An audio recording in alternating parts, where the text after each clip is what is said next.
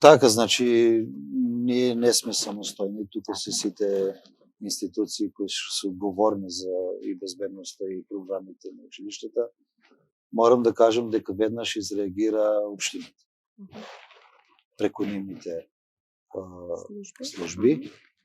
Веднаш изреагира општината со хитни состаноци со директорите кај градоначалникот и се створија стратегии и концепти како да постапуваат и ние добивме писмено од страна на општината кои мерки што треба сега ние работиме во тој, да кажеме, ризичен период кога се случија тие работи, но и владата после тоа излезе со нивни заклучоци и со нивни препораки кои што не ги препратија многу брзо, можем да кажем, многу брзо изреагира. Што се однесуваат некои од нив, ако може да споделиме?